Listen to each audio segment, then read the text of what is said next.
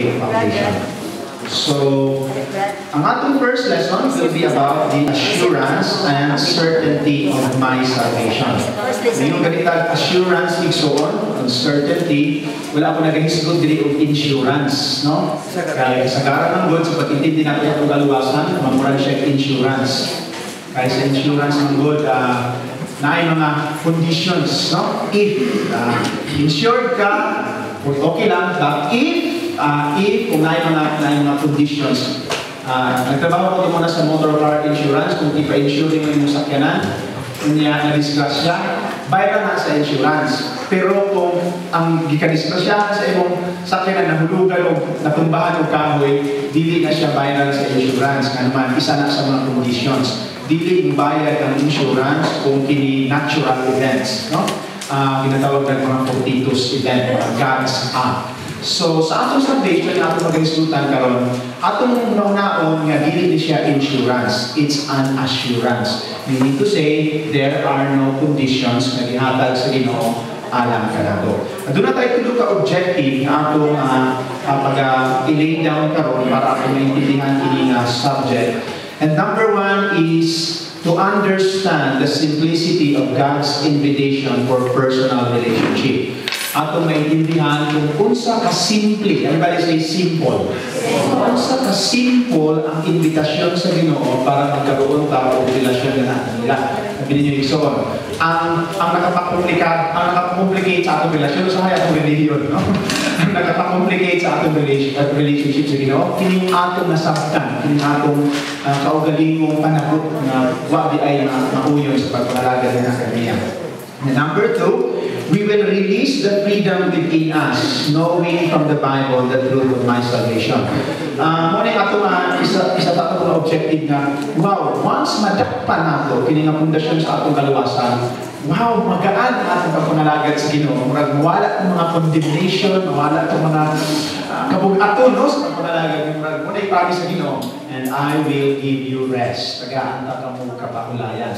Pero abili niyo igsoon, yamot sa punto sa akong ginaguli nga akong pagpangalagad din kapahulayan, pressure. Pressure sa pag-ampo, pressure sa pag-worship, pressure sa pag-simba, pressure sa pag-devotion. Maunay akong giatubang igsoon, nga murag usapay, mura na lang po ka ng zombie. Kaya bisag mura akong zombie sa pagpangalagad, pero ako mo kasing murag kulang pag yun. Murag pag-kulang murag pag-yun ako matagbaw ang Ginoo. Instead, makahatag ka na akong kapahulayan, naghatag ka na akong tumang kakapoy sa akong pagpangalagad ng kaniya. Siguro kung yun yung gibati, panahon ni sa balang Espiritu Santo na ato siyang makita, ma-refresh ang atong relasyon ng kaniya. Excited ba mo? Simple lang din. And I would like you to go to the third objective, which is to make the most important decision in our lives to begin a new relationship with God. Mahimo natin yung pinaka-importante na desisyon aron makasulod kita ang relasyon sa atong Diyos. Let me remind you once again, labi na sa mga pastors na natin, mga leaders, kining discipleship 101 sa church, intended din sa mga unbelievers. No? Intended din nga itudlog sa mga tao na wala pa nakaila sa Ginoo. Morning atong lessons karon. Pastor Tam, ngayon mo na nagtulog sa mga karon. Tungod kay we discover na samtang ako nang ginatulog sa mga unbelievers, dahil mga pastors na nag-ani, Pastor Tam, pwede pa ko mag-join sa inyong discipleship 101, dahil mga leaders nag-ani sa mga, sige, join mo. And then to find out, brothers and sisters, ninyo Pastor Tam, isang dugay na minag-pastor, dugay na minag na nagsimba sa akong din na Diyos, karoon lang naman nasabtan ang pundasyon sa pagpangalagad. That's why nang na-brought out kini nga event, kahit tungkol siguro, bako kapalagin sa'yo, nagsulti ko sa inyo mga leaders na nung i-convict sila sa balang Espiritu Santo na himuon kini nga event. Kini nga event, dili kini aksidente. Anong naamo dili karon, dili ko aksidente nga naman. Ay na kung plano, bagong plano, kinualang ka na to. Amen. So, let's begin this, brothers and sisters. So, okay lang sa inyo nga akong thinking ang murag tantanan mga new in the Lord, no? New in the Lord. Kaya ko dugay na nananagal sa Ginoo, no? Pero mo maning design sa ating program. Anyway, after sa discipleship 101 na discipleship 201. Napod may discipleship 301. Kunya human yung makuha nato ning 101, 201 o 301, nami another level sa among discipleship na ginatawag og School of Christ. Sa among School of Christ ang gistudihan ang Book of John, pag kami naman sa Book of John. Karon among gistudihan ang foundation in the School of Christ. And then there will be many subjects na among itudo, which is understanding body, soul, and spirit, studying the Book of Romans, studying the Book of Ephesians. Daghang pa mga butang among estudyuhan sa School of Christ. Tungod kay nagtuo man gud ko, brothers and sisters, na way laing gusto ang Dios na akong pahimuon to learn Christ, to learn Him. Muna akong pansin sa kinabuhi ko, Lord, the moment we begin to learn Christ, everything will be spontaneous. Everything, the moment na atong matun-an si Kristo, musunod na lang man, everything will be added unto us. Nakita na ako nga sa atong pagpangalaga, focus kayo sa mga additions, no? Focus kayo sa mga butang na kung sa'yo mahimo nato sa Ginoo na atong nakingdan, na nalimtan ang pinaka-basic thing. Atong tunan si Jesus Christ. Man, Jesus Christ has done it all. Human na naghihimo ni Jesus Christ ang dapat natong himuon. That's why ato na lang siyang i-learn kung ato na lang isulod ang atong mga kaugalingon sa pagtuo kung sa'yo kining ginatawag ng finished works of the cross. Naghihimo ni Jesus Christ alang ka nato.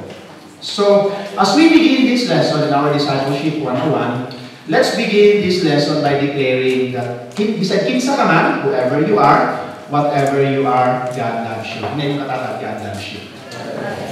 Bisan pag makasasalak, no? Bisan pag pagkukulang sa Ginoo, God loves you. And He wants to have a personal relationship with you. No? Kung ano yung gusto sa Ginoo. Ito na siya ay personal relationship with you.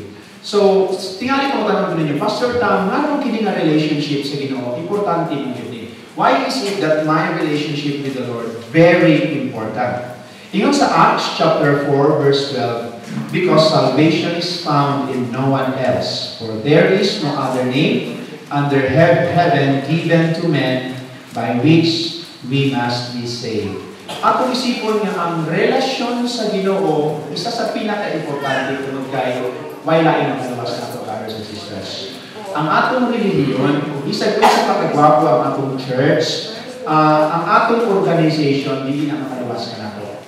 Ang makahatag lamang ka natong kaluwasan is our relationship with Jesus Christ. Muna, mo kini ang dapat matagaan o pundasyon, mo ni ang dapat matagaan o ligon na patukuranan, aron, makaroon na ito. Kung sa kini kaluwasan, ang hinatag sa Ginoo, alang ka na ito. So, Pastor Tam, ang atong relasyon kang Jesus Christ, mauman di ay ang patukuranan sa atong kaluwasan. Ang dakong pangutanan ng ato karong brothers and sisters, mauni. When do you think your relationship with Jesus has started?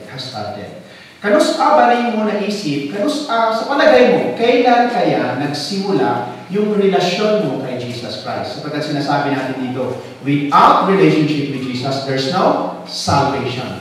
You will go to hell, you cannot go to heaven. So ang dakong pangutanan, kung tinuod pag yun nga na kay relasyon sa akong buhit na Diyos, kanus abagod ay nagsugod yung relasyon kay Jesus Christ? Tingali mo yung Pastor Tam, nagsugod ang akong relasyon kay Jesus Christ katong nagsugod ko ukaten sa church. I tell you no.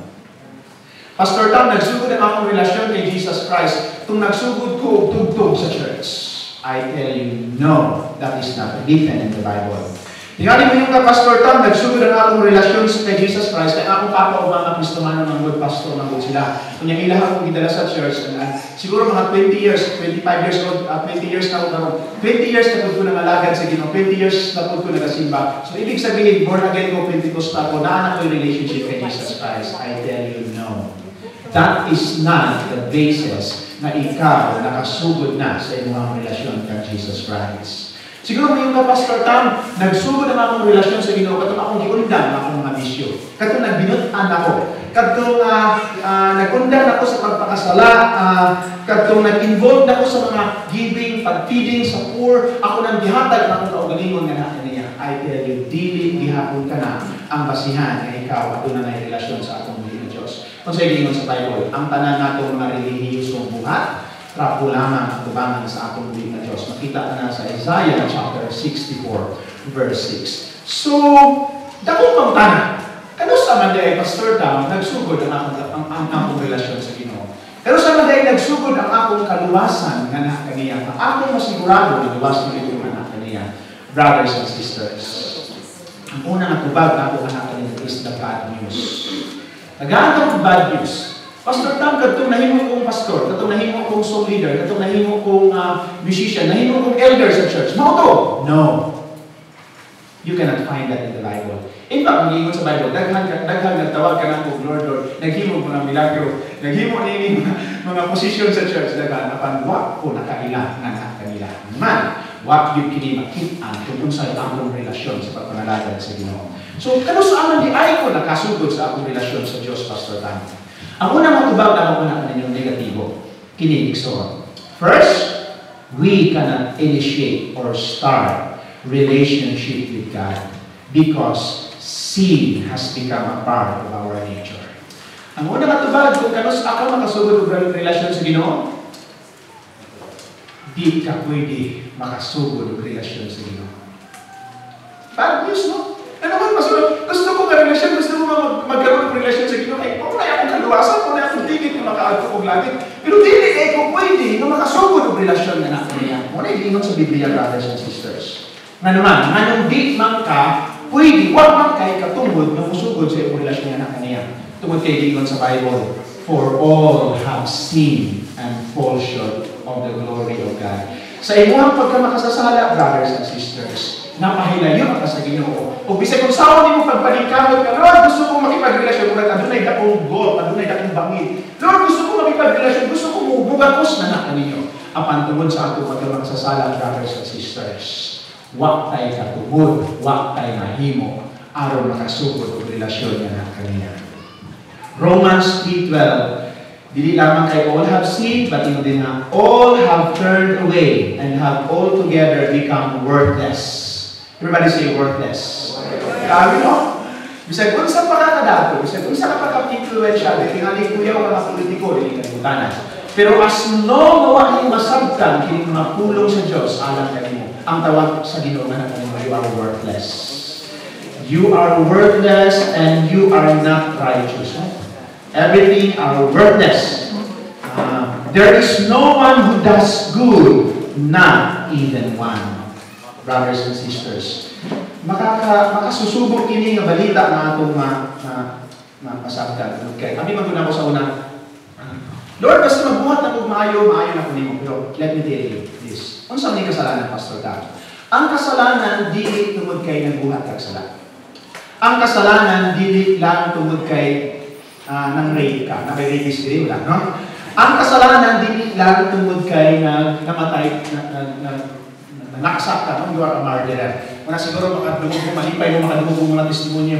Tung una, napriso ko, nasapulong ko sa Muntinlupa o 20 years, drug addict ko, drug lord ko, napulong akong napatay, apan karon gibag ko sa Ginoo. Yeah! No, gibag ko sa Ginoo. Pero I tell you, brothers and sisters, ang mga tao sa prisuhan, o ang mga tao wala sa prisuhan, pariho lang sila na makasasala kubangan sa atong Diyos. Ang mga tao na naghimo maayo o ang mga tao na naghimo og dautan, pariho lang sila nakasasala kubangan sa atong Diyos. Ingon ta ka, dili ka makasasala kay namakak ka. Dili ka makasasala kay namatay kang tao. Makasasala ka kung ikaw na ang kasalanan igsuon parte sa atong nature. Muna hingon sa Bible, na naapalang kasatiyan sa atong mga sasabakan sa atong inahan. Nagpasaan na sa kasalanan ni kailutana. Hingon sa Bible, siguro itong mga Katoliko patatong unang panahon, na ginatawag na doktrina ng original sin. Everybody say original sin.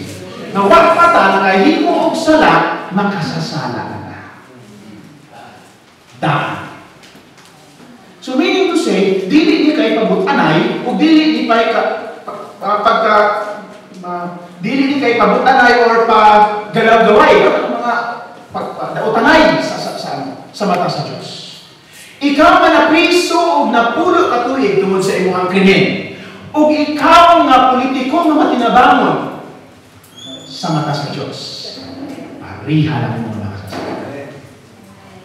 Kung ato lang nagtawang, brothers and sisters, dahil Simonay nagpahimulag sa Diyos, alam ka na. We are sinners by nature. Muna yung ako gilaimon siguro nakita mo sa TV 13, nag-speak ko dito, isa niya sa akong isutan. Kung ang imong papa kulot, ang imong mama kulot, ang imong papa kulot o itumon, ang imong mama kulot o itumon, ngipon ray ng puti, kunya pag anak nimo sa may tabunin mo. Nag-expect ka ba na Amerikano kang nagway? Ha? Dili. Kulot pod ka, kung itumon, pero man that's your nature. Sin has also become our nature. Di nato kami kayan, brothers and sisters. Gipanganak ta niini nga nature sa kalibutan nga makasasala. Kung ang atong nanay kulot, ang atong tatay kulot, mga itumon. Kung atong nanay ug tatay makasasala, brothers and sisters, di nato sila mamahay. Mahayon ba din mo imong tatay? Ay, yun ang imong gipanganak og kulot. Punta, wala dito ko nimo gipanganak sa Amerika. Kung sa Amerika ko nimo gipanganak kay basig Amerikano ug dagway. Ang nanay ug tatay nga kulot kunya iyang anak sa Amerika gi anak nimo mga Amerikano dili.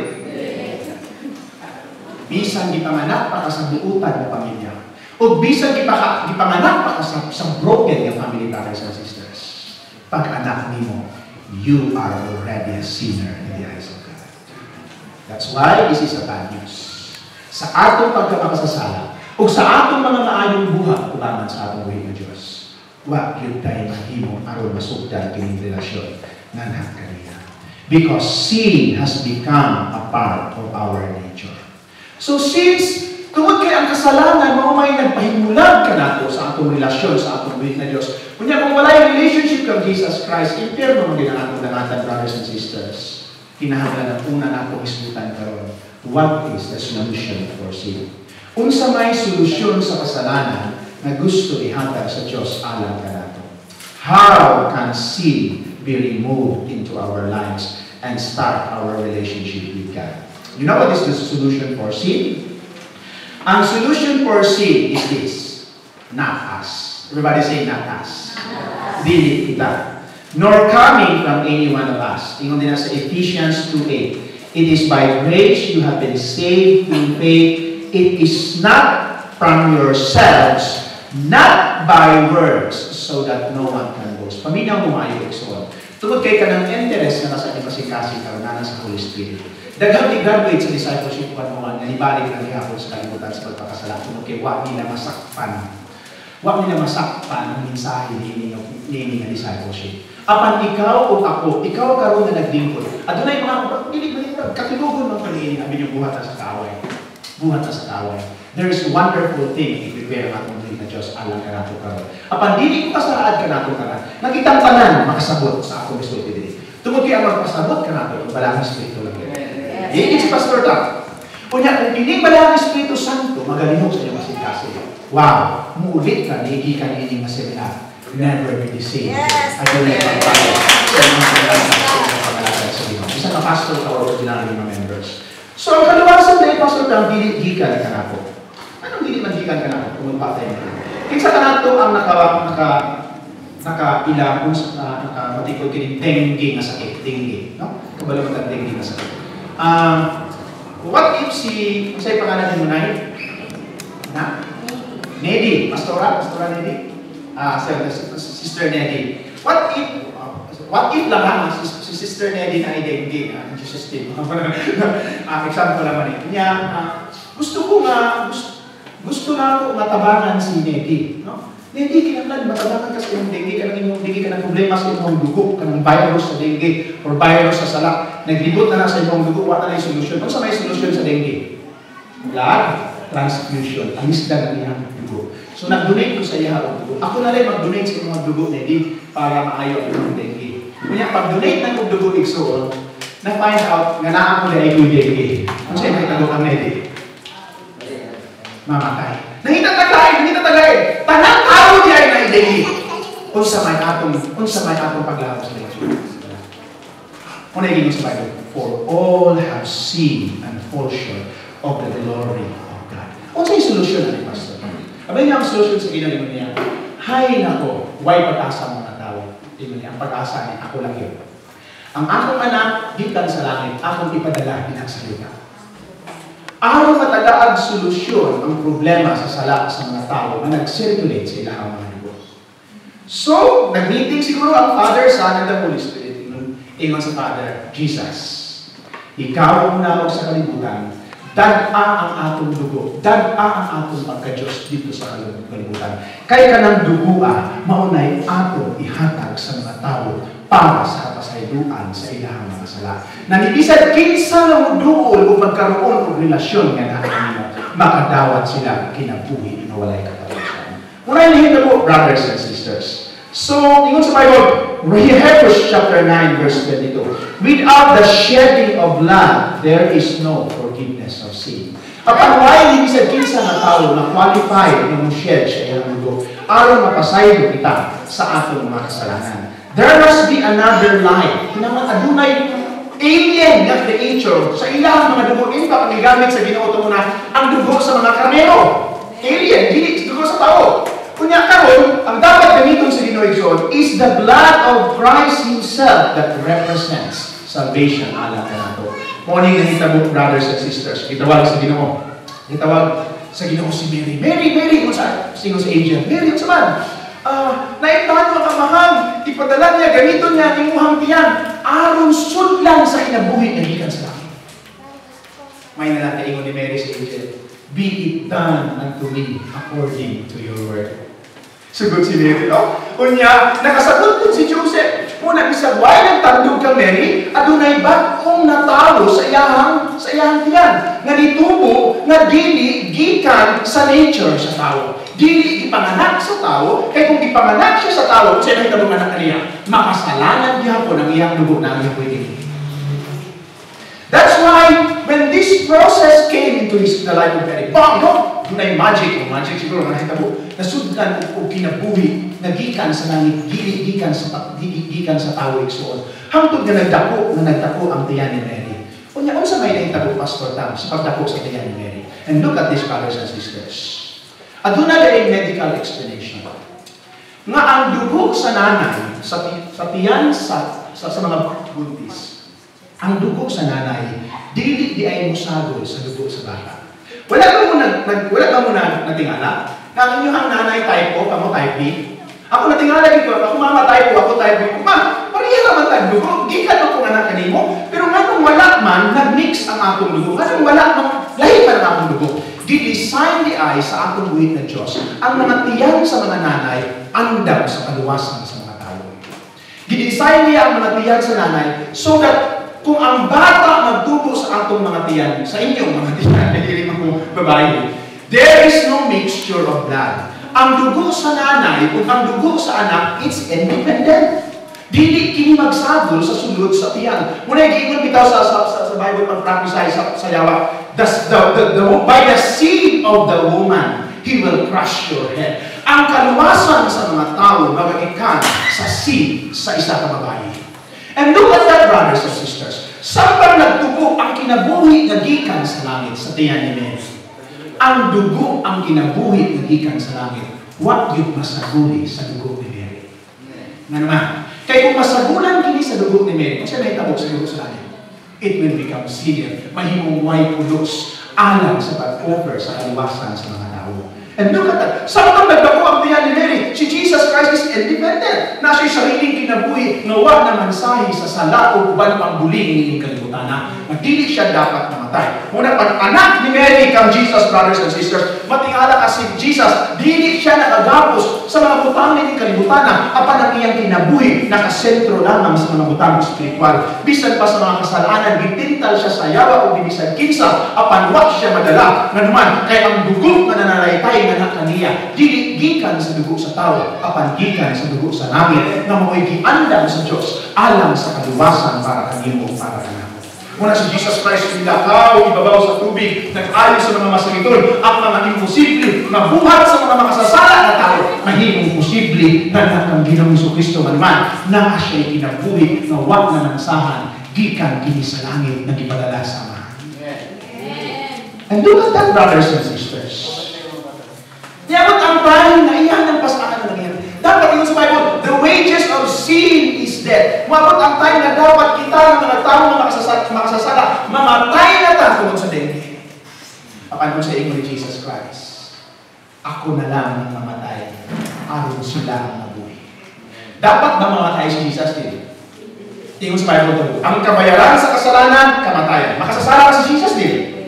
Dili siya dapat mamatay. Apan giplano na sa eternity, brothers and sisters. Ina ako na lang mupasaan sa ilang kasalanan. Ninadili sa kinsa mamuduol ka na ako, aron ang pagpagula sa akong dugo, ilang pagadawa. Mabitaw gitawag na Christian. Kaya atong dugo, hindi na type A, type B, type C na. Meaning to say, Christ. Di ba wala type C? May type A, type B, na type AB. Pero pag dawat na po ang Christ, brothers and sisters, kanang imong type A na dugo, mawala na. Ang atong dugo ay yung type C. Our life will become Jesus Christ. Kaya ano yung kalawang igsoon? Namin kalabutan sa atong kaluwasan. Nanibisag, kinsa mo dawat, di ko niya pugso ng mga tao. Bisa pang pugso niya nga, nagili pa tayo give up sa ato ang pagka-type A o pagka-type B sa atong pagka-makasasanan. Ingon niya, bisag, kinsa mo dawat sa transfusion sa akong dugo. Kung sa higing sa Bible, makadawat o kinabuhi na walay katapusan. What a wonderful experience, alam ka. Wow, Pastor Dawat. Wala yung mahimo aron makasugod ko relasyon sa Ginoo. Abi na kung pag-adto sa church, mauna na, Pastor Dawat. Dili sa lang adto sa church, mahimo na lang ang resulta. Kung ino makaison, kapuyon ka. Abi na kung pagtugtog sa mga... Ako na, ang pinakagahi na imanin sa church, ang music team. Di ko ng mga pastors niya. Yes. Ay, pastor, yes. Yes. I believe so. As long na di nato maintindihan ang pundasyon sa ating pagpangalaga, pwede na magpaganit na ikaliay, huwag pa nakasabot sa atong kaluwasan. Nawagtanan lang ko ni ining as a pastor sa church. 6 years na ako na pastor sa church. Nawagtanan lang ko sa talikala, sa presyo sa pag-manage sa music team, sa uban ng mga department sa church. Katong ako music team, kung uban pa, nakasabot tungkol sa kaluwasan na ihatag sa Diyos sa mga kanina. That was the only time. There was a time sa akong ministry, gusto na akong resign. After 4 years or so, nag-time akong civil service. Kaya mo trabaho na lang ako sa gobyerno. Hangtod nag-reveal ni sa Ginoo sa atong kasing-kasing. Na ang pagpamalagad, ang pagpamastor, hayahay. At dunay, walay, dili pressure, dili kini, kung saan naman ito, dili kini murag, bisa kung sawa na itong smile, bisa kung sawa na itong pagpakita, kay balutan na something smelly inside, at dunay bulok sa sulod, hindi na ito na-expect. Bisa kung sawa na itong worship sa Ginoo, bisa kung sawa na itong hilak sa Ginoo, bisa kung sawa na itong pagpalingkamot sa Ginoo, pero pag mag-isa ka na lang sa iyong palay, kahibalugid ka, na dunay bulok sa ilalim, awa na napansin. Sa karas na ison, we did not understand the foundation of our salvation. No, ni Pastor Dam, si Jesus Christ na diyan naghatag. Unsa may akong party? What is my part in the making of this relationship? Now, listen to this, brothers and sisters. Unsay akong party para magkaroon ka of relationship sa Ginoo? Mawala niya. Our big part. Usahay, yun ako, ang nakakahiya nating party. Pero hindi naman ito nakakahiya. But our big part is just to freely receive God's gift of salvation. Everybody say free. Kung sa yung party, ano maluwas ka? It's just to, nakakahiyaman. Si Jesus Christ, gibugbog si Jesus Christ. Gipakaulawan ni Jesus Christ. Gilansan ni Jesus Christ. Kita pakamatay na matay. Na dapat kita ang pupugon, kita ang pakaulaban, kita ang bunalan, kita ang mamatay, nakakahiyaman, brothers and sisters.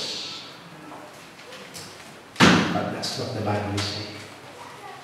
Tanggapin mo lang ang kaligtasan. Mahirap ito. Salvation is not complicated. Salvation is so easy, alam na natin. So, you just have to receive it. Paano ko ba siya tanggapin, Pastor Dam? We receive it by means of personal decision. Everybody say personal decision. Madawat lamang nato kining kaluwasan kung muhatag kita personal na decision na ato ning dawaton. It is free, but there must be an agreement or covenant to receive. Ato ning pagdawaton. Ito na istorya na akong gina-story ko sa akong isa na siya kaya kung ba akong pangalan sa babae? Dali. Princess. No? Sa lalaki, kaya kung ba akong pangalan? Si Prince. Grabe naman. Parang walang effort, no? So, si Princess o si Prince is, huwag lang Princess kasi mukhang mayaman ito, parang Maria Clara. Inday. Si Prince at saka si Inday. Si Prince ay isang mayaman na lalaki, influensyado. No? Kaya niyang bilhin ang gusto niyang bilhin, at kaya niyang puntahan ang gusto niyang puntahan, at filthy rich na tao. At si Inday ay isang ordinaryong Pilipina na nakatira sa isang kubo, mabait at matalinong pamilya. So, nagkataon, brothers and sisters, na nagkakilala si Prince at saka si Inday sa isang seminar, Discipleship 101 siguro, no? At nung nagkakilala sila, medyo na-attract si Prince kay Inday sapagkat very simple, walang gaano, simple ang beauty, pero makikita mo na it stands among the equals. Parang sino si Inday? Simple ang smile, no?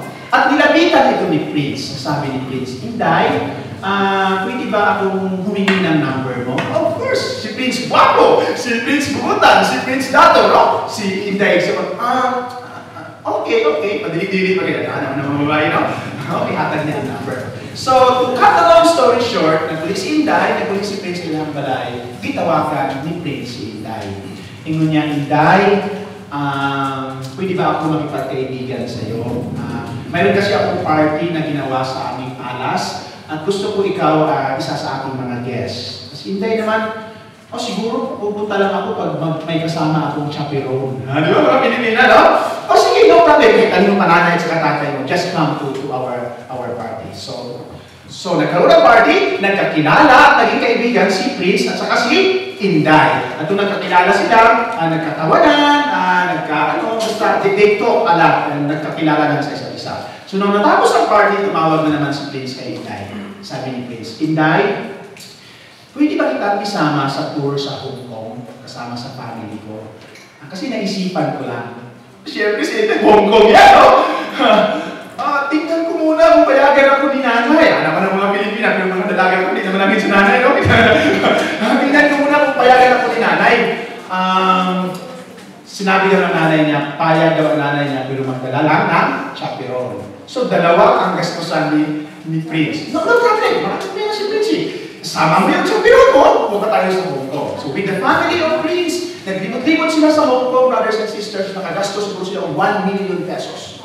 Pero that's nothing to Prince. Sapagkat mayaman siya eh. At umuwi sila galing Hong Kong. Di ba kasi Inday, report siya, grabe ma, nakatuan dito. Disneyland, may Disneyland ba sa Hong Kong?